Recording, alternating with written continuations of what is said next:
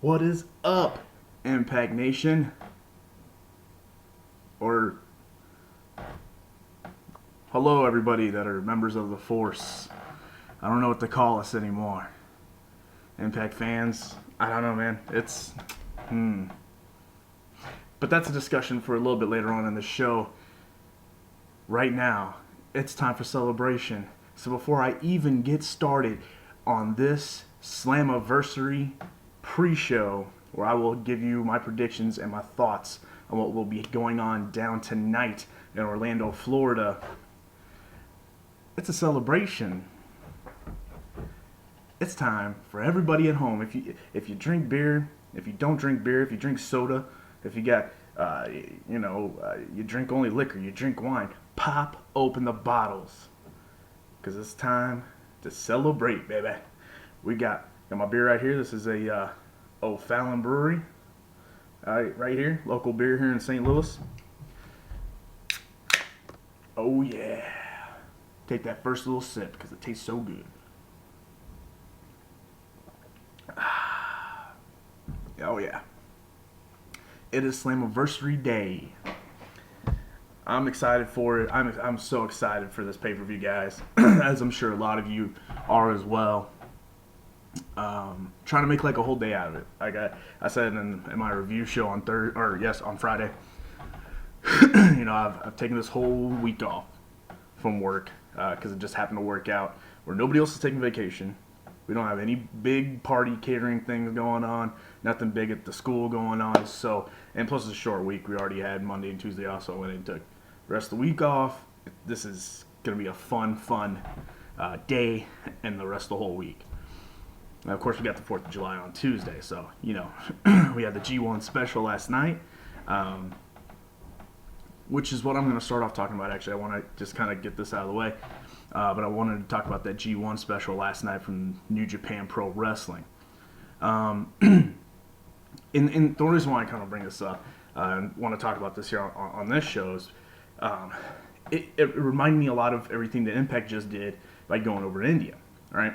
So it's a foreign company producing a show on foreign soil. So the company is foreign to where they're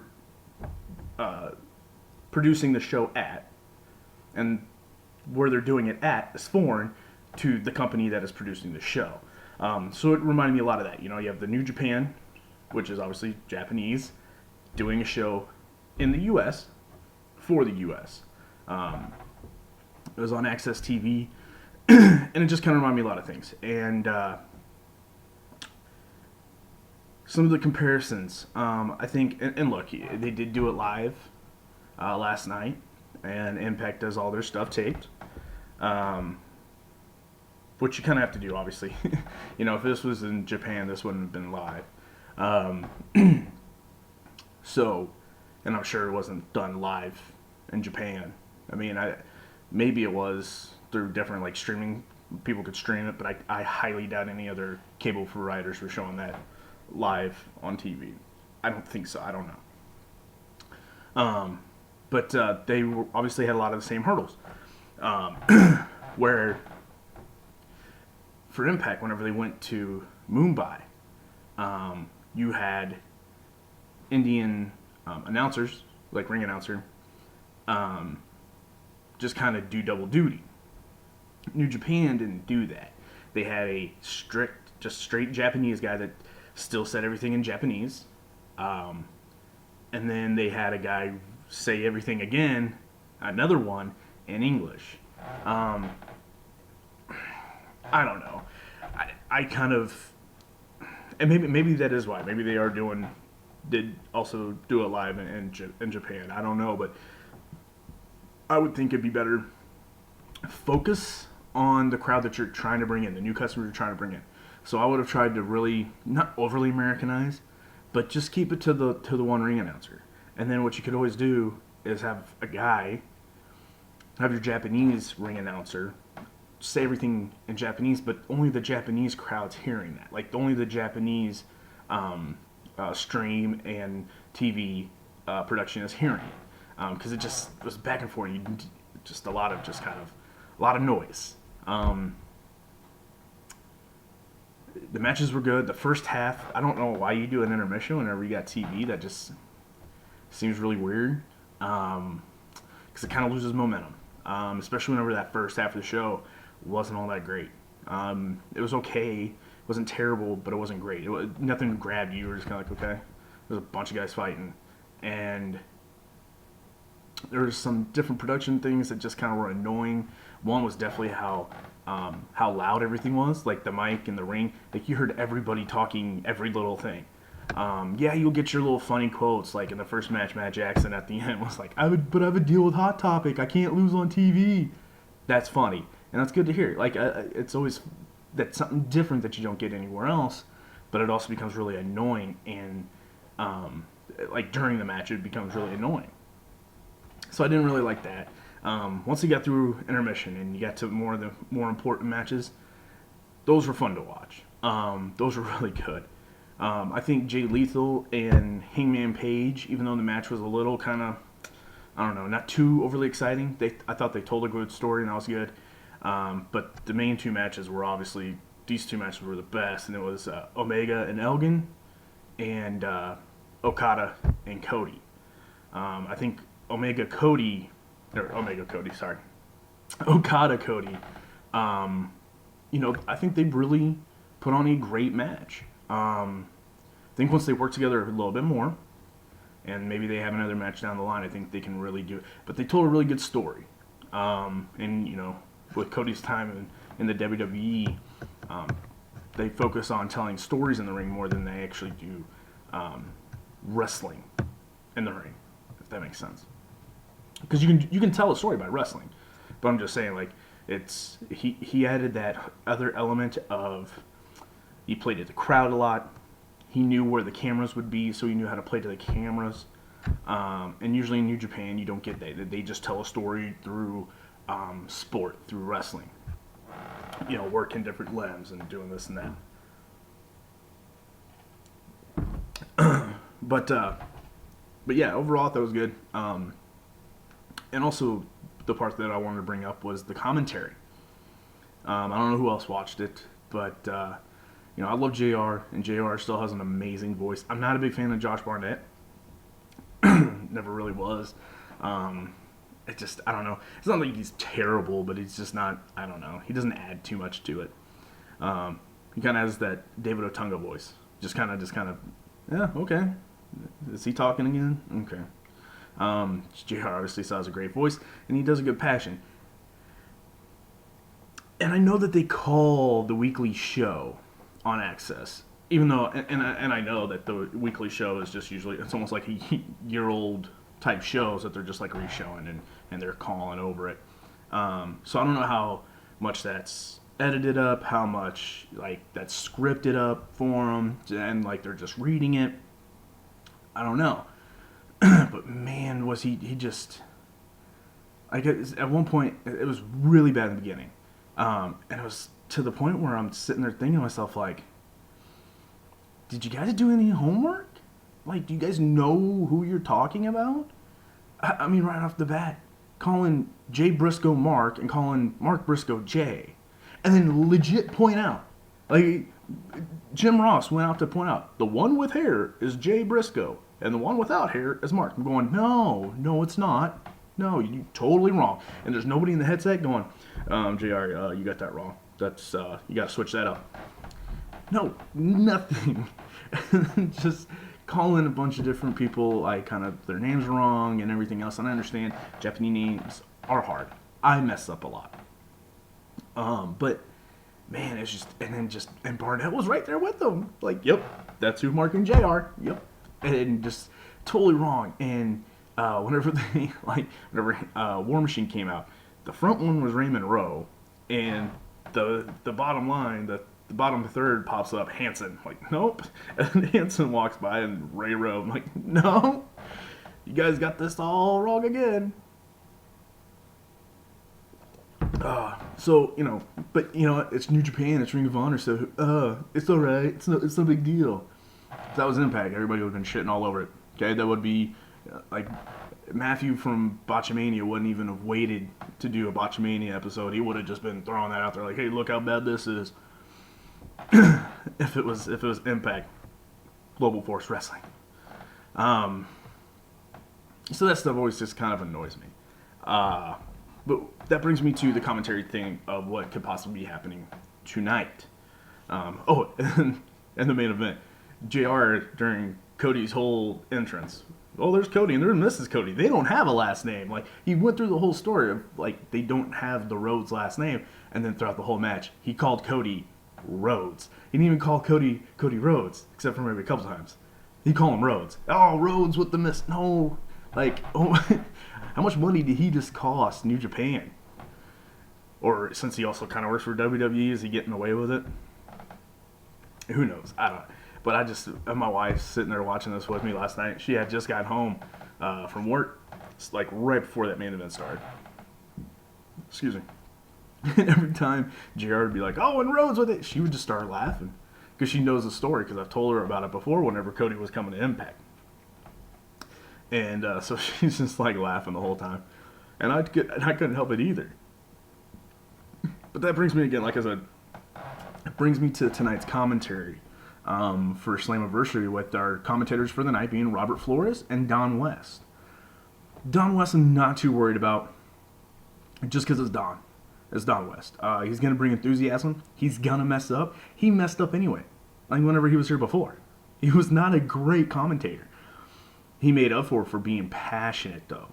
And another thing that I liked about DW is, again, like, the only remembrance I really have of him anymore is whenever I pop in an old DVD. And from what I can remember, DW had no problems with correcting himself or admitting that he messed up, and he'll correct himself on air. I like that. I hate it whenever people, like commentators, mess up and then they just don't acknowledge it, or they just run with their mistake as if they're not making a mistake. I can't stand that. So I'm not worried about Don West as much. But with Robert Flores, I'm a little worried about. Well, he's a wrestling fan. He watches all wrestling. You see him tweet about wrestling all the time. He makes wrestling analogies and references and his, whenever he calls highlights, back on ESPN and, of course, right now on MLB Network. But at the same time, if him and Don West have never worked together. So there's that chemistry thing that they have to work on. And sometimes that can mess up a show. Also, if you're not sitting there calling these guys night after night after night and really getting to know who they are, what they like to do, what their moves are, and everything else, again, it kind of takes away from the show, takes away from the matches. So hopefully, Don West and Robert Flores are, hopefully, obviously there's always time and you got to go through production meetings and everything else. But hopefully they've had some opportunities this weekend to get together, maybe sit down with, old TNA tape, old wrestling tapes, maybe just recall some things that have been happening in Impact here recently, and just try to work on getting some type of chemistry going between the two of them, so then it doesn't sound like they're talking over each other, or just they can feel each other out, know how each other are going to call a match, get to know the wrestlers, of course, as well. And then hopefully we'll have a good night, because that could, unfortunately, that commentary could make or break tonight. Maybe not to make it seem so important, but it is pretty important. But yeah, I don't know, man. It's just I'm ready for tonight. I think tonight's gonna be a lot of fun. But before I get into my predictions, I guess I'll go ahead and talk about it. The rebranding.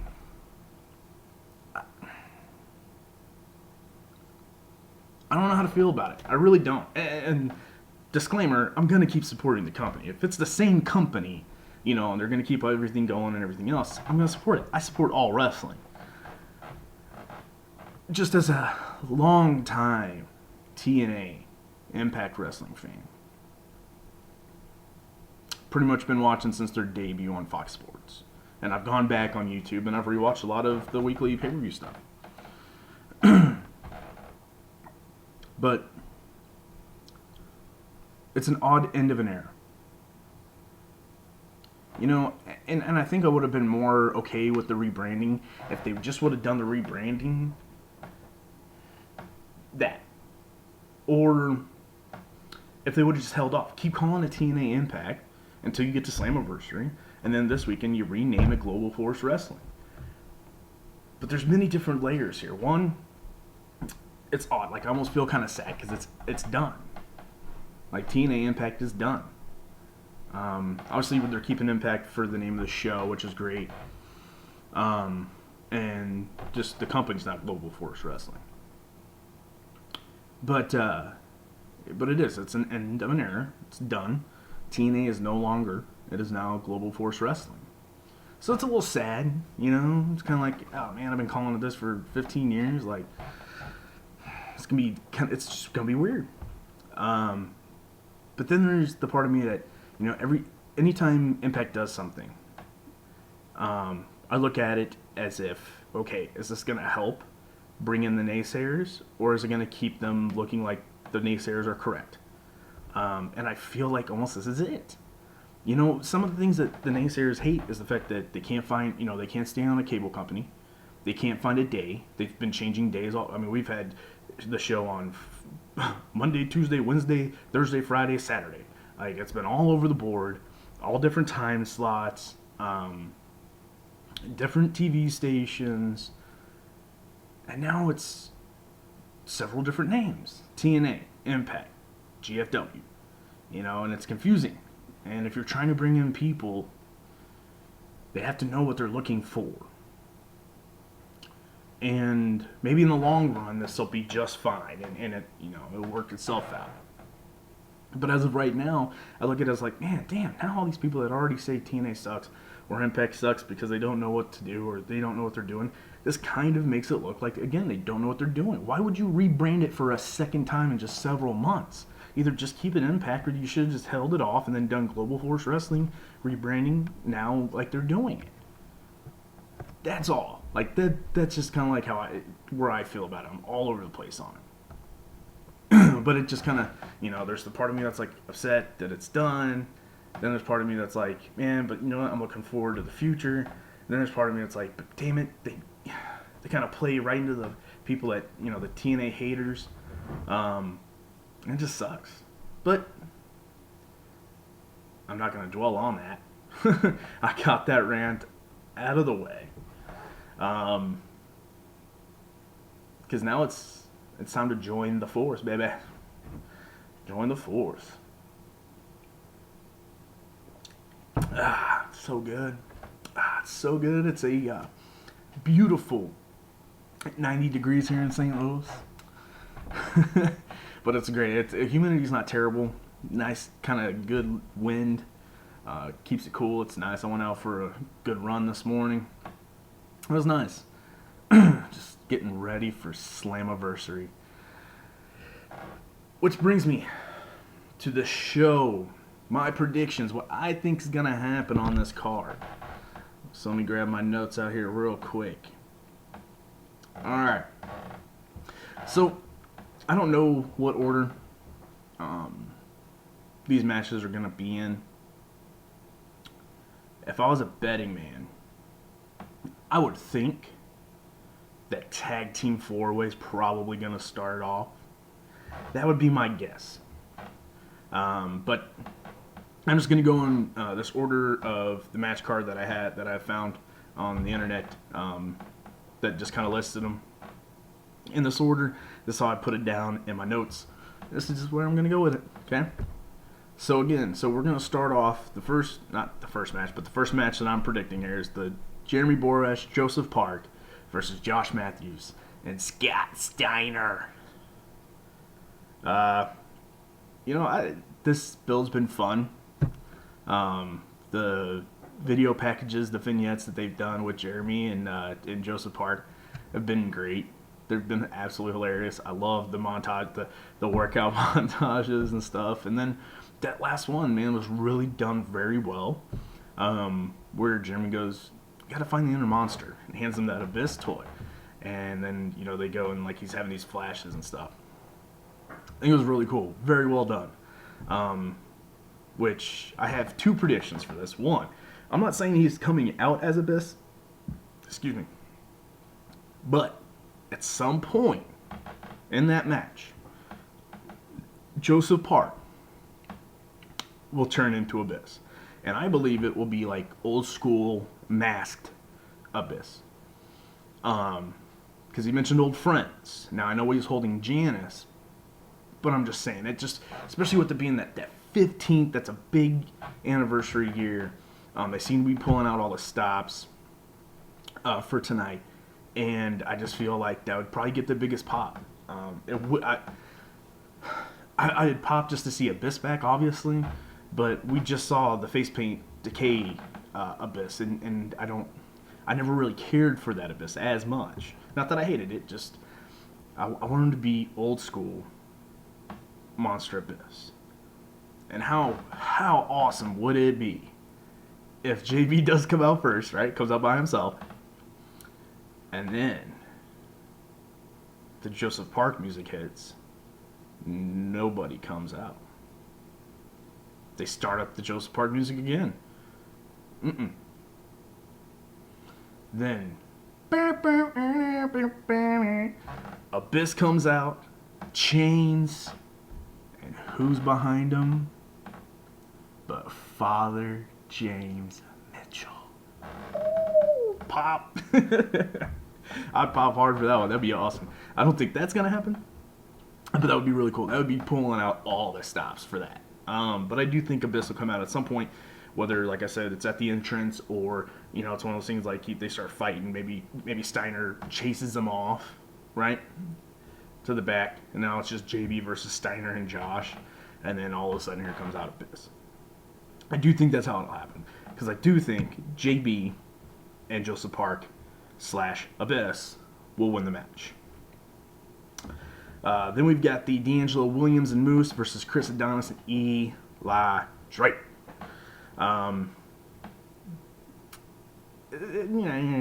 We'll see how this goes. It looks like D'Angelo's taking this serious. I've talked about this many times before. It seems like this is something that he legit wants to do. Whenever he retires from football, he wants to do it. He wants to wrestle, and he's been training with Scott D'Amore in his school. Hopefully, it's been like real good training, not just like, hey, look, here's an hour worth of here's some moves so you don't hurt anybody, type things. And hopefully, he legit went in there and trained, and we get a decent match. I'm not looking forward to this match being a barn burner. It'll hopefully though it'll be good enough and it'll be entertaining, without really ruining anybody in this match.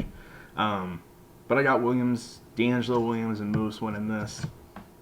I just think it's kind of obvious. The only other thing that I could see possibly happening is if Drake does win, but he has to pin Moose, which would set up a grand championship match between Drake and Moose, where Drake finally then takes that title off of Moose.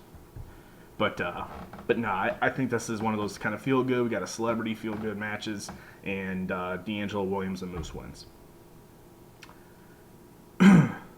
Then we got the EC3 versus James Storm strap match. Man, I really don't know. I'm picking EC3 to win this, just because of everything that's going on in the company. And what I mean by that is the rebranding. It's the 15th year, and EC3 has had a history of beating the legends. And he is kind of, in some of this last minute build, EC3 has talked about how, he's beaten all these other originals and Storm's the last one, and he wants to get rid of the originals and move forward, talk about the future of Impact. And that just kind of has me thinking, you know what? I can see them going that way.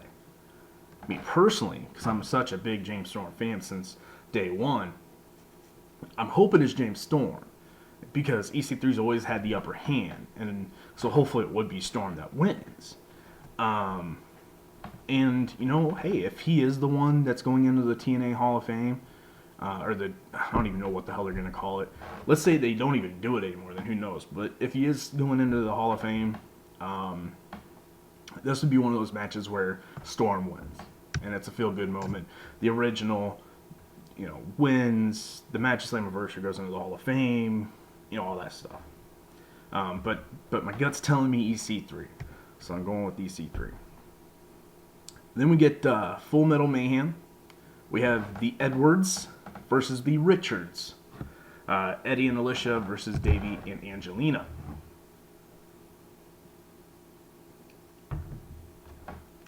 I'm really looking forward to this match.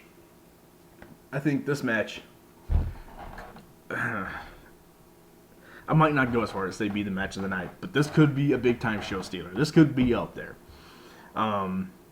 Because the women have no fear. They're both just badasses. We already know what Eddie and Davey can do. We've seen this rivalry, well, not all of us, but some of us have seen this rivalry in Ring of Honor. We've seen them have crazy matches there. We've seen them have crazy matches so far here in Impact. And I just think it's going to be really good. My pick is going to be the Edwards. I think Eddie and Alicia are going to win this match. You have the faces go over. And hopefully lead to other things. I don't know what to think with Angelina and Davey, because I think right now they're doing some of the best work they've done in a long time. For Angelina, probably since The Beautiful People. And for Davey, this is probably the best he's done in Impact. Just they've got the gimmick right and everything, but I know that this is I think the last year Davey's wrestling, I think. Hopefully he changes his mind.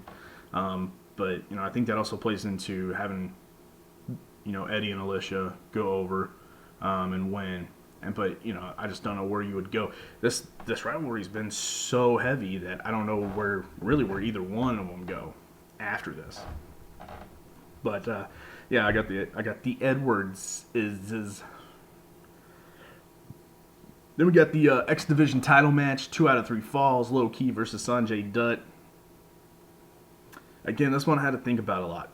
On one hand, Dutt just won it. I could see him holding on to it and have Sanjay be the guy that can drop it to a young guy. But I also think that next guy winning the X Division Championship is Matt Sydal.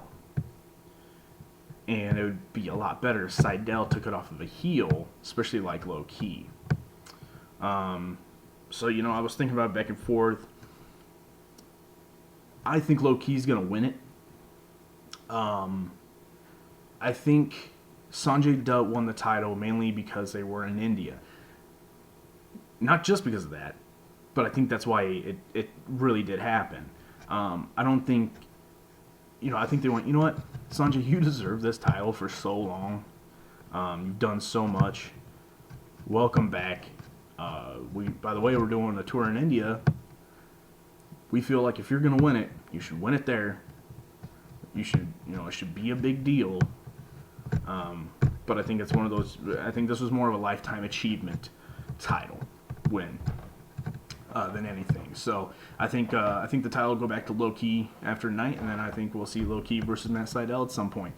And it should be good. It should be fun. That should be a really good match of Sydal versus Low Key in the future. But I'm going Low Key tonight. He will get 2 falls. But then we got, like I mentioned, I think this might be the opening match. If I was a betting man, because unless they just announce out of nowhere a next division like Ultimate X match or something like that, #1 contendership match, and then that goes on. But I don't think that's happening. But this one, I think this one could be the opener, and it's the tag team title 4-way match. We have LAX versus Drago and Phantasma versus Marufuji and Ishimori versus Laredo Kid and Garza Jr. I actually, this is a pretty easy one for me. It's going to be LAX. LAX is winning this one. They just brought in people just to kind of make it seem different and bring in that global brand, right? LAX will win. Now, what I think might happen is we might get a debut. Jeff Jarrett loves his debuts on pay-per-views. You know, just making an entrance saying like, hey, we're here. We're here. Here are my thoughts. You have this big match. LAX wins. They're in the ring. They're celebrating, right? As they're celebrating, saying that they're the best tag team in the world, they don't have anybody else to beat, a new tag team will come out. Now, who is it? Who will it be? I don't know. It could be Veterans War. It could be somebody could just be Veterans of War, right? Then it'd be kind of like, all right, we kind of knew this one was coming. But if it is a new debut, I've got a couple thoughts on who it might be. Number one, the returning Motor City Machine Guns. Now, I don't know contract statuses. I do not. Okay? So I don't know about Alex and Chris, where their contracts are at. I have no clue. I remember hearing something that they were, at least Alex's was coming up. So I don't know. And a lot of times, a lot of guys that are on Ring of Honor television don't have contracts. They just, they work per appearance. So I don't know. But that's who I'm thinking it could be, right? The other team was going to be War Machine because they're free agents. But War Machine kind of won the tag titles last night, the New Japan tag titles. So I'm guessing they're staying in New Japan. Like they're leaving Ring of Honor to go sign with New Japan, which is basically the same thing. Basically. Now, the other team that I've been thinking about, and people are going to call me crazy, but I think this is actually the most possible team to debut. Just the more I think about it. Red Dragon. Now, I know Bobby Fish just made his debut in NXT, and I haven't read all the spoilers, but from what I can tell, he debuted and lost. That doesn't sound like a guy that they're really getting behind. So, and we've seen it before with other guys that have come off the indies, had like one or two, film things from NXT and then left. James Storm is one of them. Maybe Bobby is like, yeah, we can give this a shot. And they put him on TV, kind of gave him a chance, did this or that. Maybe he's just trying to fill in dates, knowing what's going to happen at Slammiversary. Kyle O'Reilly has not been anywhere. And of course, everybody's saying, oh, but they're going to the WWE. Oh, that's definite. Oh, no, it's definite. Meltzer said so. Okay. So, they're not there yet. What's taking Kyle O'Reilly so long? Is it because they want them to be Red Dragon in NXT? I don't know. Personally, I don't really care. But maybe. New ownerships, people getting paid, big time stuff, new rebranding. Maybe Red Dragon. Or it could just be some other like random team. But this is definitely one of those things where I just almost feel like somebody's debuting. And I think it could be after this tag team match. And it could be a tag team. Motor City Machine Guns or Red Dragon. It's kind of who I'm feeling, but I could see two Veterans War coming out and making it known that they're the new number one contenders for their whatever titles get named tonight. But that's that. Then we get to the unification match for the Knockouts titles. Rosemary versus Sienna. This is another hard one because I really like Rosemary. I really like Sienna. I feel like they should leave it on Rosemary It's what I feel. I feel like they need to keep Rosemary champion and then build up somebody to take her down. But she's now a face.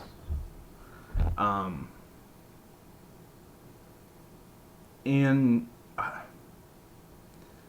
the one thing that Karen Jarrett would not like at all is to have a unification big night and Sienna, like her nemesis, Sienna, unifies the titles. She becomes a champion. We all know Gail Kim's going to be there to present the winner with the title. She's been cleared to wrestle. That's the next feud. Sienna versus Gail Kim. Now, you could do a double turn in a way. Obviously, you don't have to turn Sienna, but you could have, by the end of this match, Rosemary win, turn heel on Gail, and then have Gail versus Rosemary. You could have that. And I would be more interested in that, to be honest. But I just feel like the more logical way to go with how they've been telling the story of Sienna and Karen is Sienna wins, pisses off Karen. Karen names Gail the new number one contender, and that's your Gail's fighting for the company against Sienna, right? This is the way I see it going. So I think Sienna's going to win tonight. And then finally, in the main event, we have unification match for the world titles. Impact Wrestling Champion Bobby Lashley versus the Global Force Champion Alberto El Patron.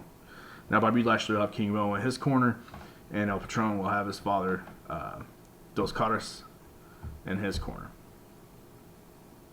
And again, this is another tough one. And this is what I love about Impact, GFW, TNA. It's unpredictable. Because they've set up all these different people so well. You don't know which way they're going to go. You know, in WWE, you know, I've heard some people say, well, you know, everybody complains about it being predictable, but isn't that kind of a good thing that they're telling the right... No, it's not that. It's that they make it too obvious on what the right story is. This I don't know. The right story could be Bobby, who's been the dominant guy. He is the walking Armageddon, unifies that title and continues his dominance. The other good story would be Alberto El Patron, the new guy, comes in, beating everybody, beats Lashley, unifies the title, and now this new guy is now the new face of the rebranded Global Force Wrestling. I don't know. I really don't. My gut feeling is it's going to be El Patron. I think they obviously brought him in for a reason, right? So I think that's where they're going to go. I think he will end up being the World Heavyweight Champion at the end of the night. I really do. Celebrating with his dad. You know, maybe they pan over and there's Paige or something. I don't know. They might get in trouble for that. But hell, she was at the Fan Fest. I was shocked whenever...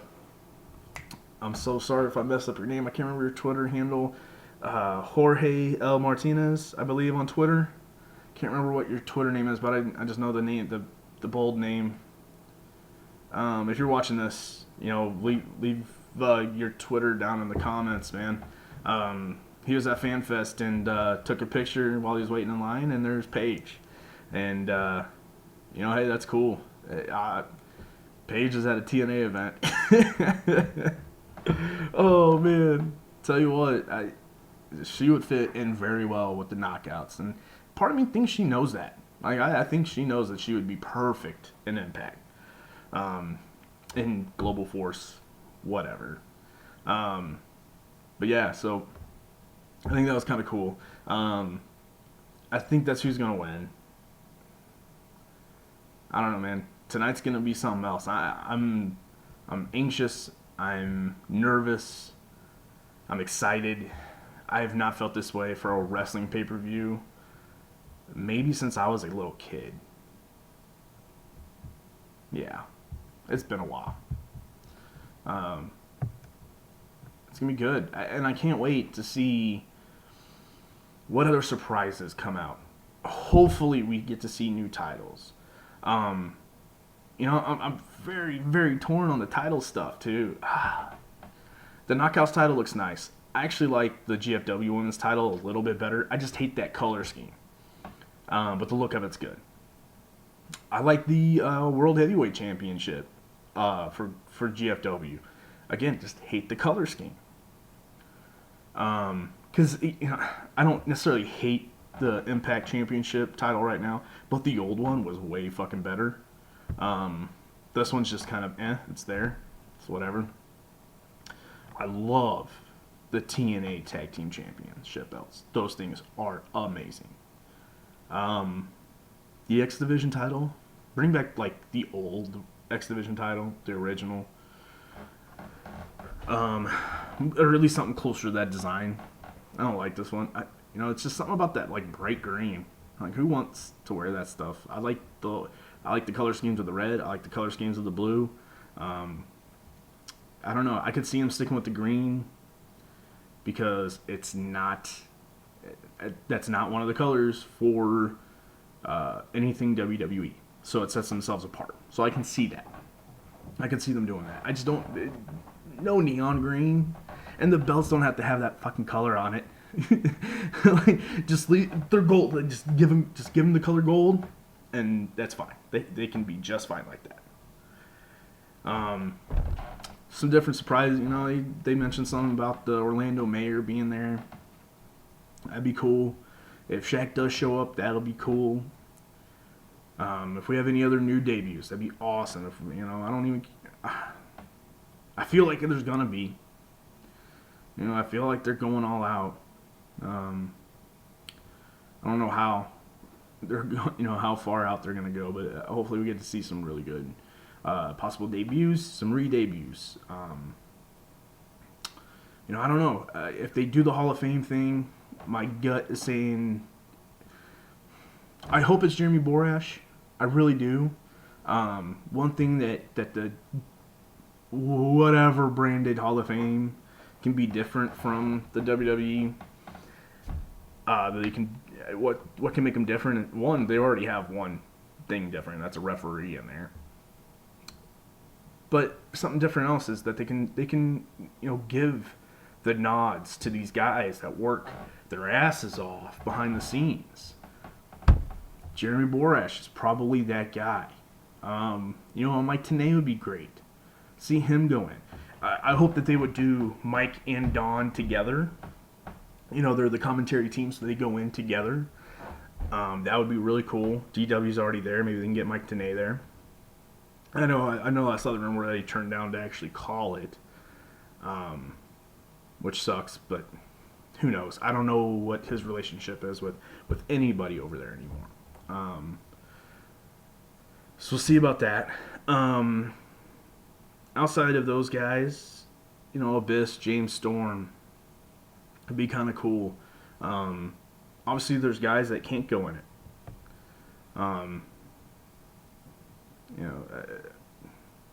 Mainly like AJ, Samoa Joe. Those guys can't go in. I don't think Rude deserves to go in yet. But whenever he does, think he should go. I don't know how he goes in. I'm guessing by himself, because he's been a part of too many other good things. Like, you can't just have him go in as Team Canada. You can't just have him go in as Beer Money. So he would probably have to go in by himself. Christopher Daniels, possibly. Another good one would be Jerry Lynn. Jerry Lynn would be good. The pioneer, the guy of the X Division. But I think hands down the guy that probably most deserves it, outside of a Jeremy Borash, is a guy that's wrestling on SmackDown Live right now. That's AJ Styles. He was the franchise. He was TNA Sting. And Dixie fucked that up. Because people can say, and I think he's come out and said stuff like this, it's been a dream of his to get to WWE, and I'm sure it has been. It's everybody's. But I think as long as he would have been paid well, and things didn't seem like they were going down, I think he would have stayed in TNA, and he'd still be in TNA right now. And you know, but it is what it is. He's still doing great things. He's still proving himself over there in WWE and why he's phenomenal. So I don't know. The Hall of Fame's kind of up in the air. Thinking my top three, like I said, I'll go back through is JB, Mike Tenay, Abyss, and then James Storm, and then Jerry Lynn. There's my top five. I think overall it should be a good fun night. I think we're going to get a lot of great matches.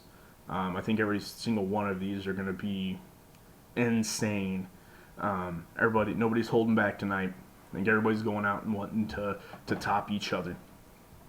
And that reminds me of the old days of TNA, and I think, I don't want to say anything bad about these last couple of years in that locker room, because I'm sure they also had the same, somewhat of the same thinking of, hey, this is a big pay-per-view, I want to top, I want to be known as the guy that put on the best match. But I don't think that competitiveness and that 1-2 is anywhere close to where it was, say, 04, 05, 06, 07. I think at some point it kind of lost its way a little bit. Not that we got bad pay-per-views, just I don't think it was, I don't think the wrestlers took it upon themselves as much like they used to go out there and try to, do a match of the night. Every match. So yeah, I don't know. Should be fun, man. I can't wait to do a review for this. Depending on how hungover I am, I'll try to get one done tomorrow. At some point, I'll try to get one done tomorrow. It's gonna be a fun drinking day and drinking night for me, that's for sure. Probably doing a drinking game during it. Yeah. Thinking so. I don't know. I'll have to come up with one. Anyway, tonight I will be live. I'll be trying to live tweet the pay-per-view. I don't know. Maybe at some point I might jump on Periscope. If I come up with a good drinking game, I'll jump on Periscope and explain it to everybody. But like I said, I'll try to do a review tomorrow. I can't wait to go over it. Can't wait to talk about it. I think I just get this feeling like we're about to see some big things happen tonight. I don't know. I just do. And I'm hoping that the set is a little different. I know they're in the Impact Zone, so it can only be so different. But I hope that they do make it a little different.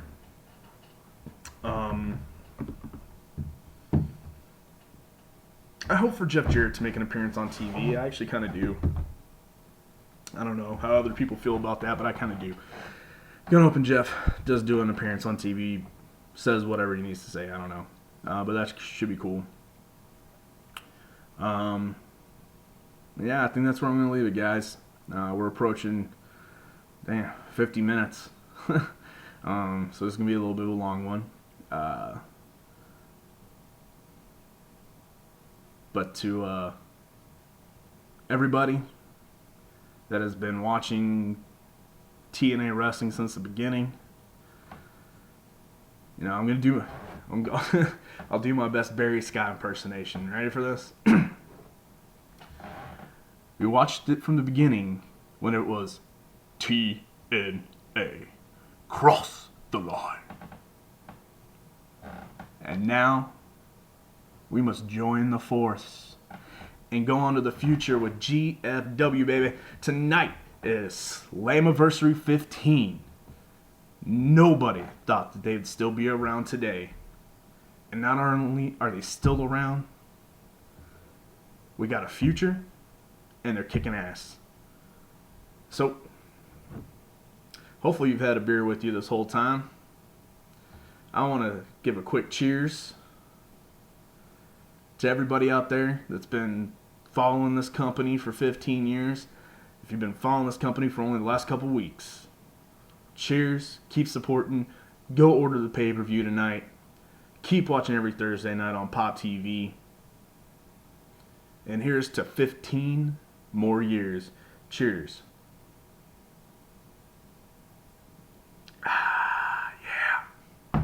Now, please subscribe to this channel, hit that notification button, leave your comments down below, and go follow me on Twitter at Anthem of Impact. Until tomorrow, everybody have a fun, safe night. I will be back here tomorrow giving my review. So, to the force, I say,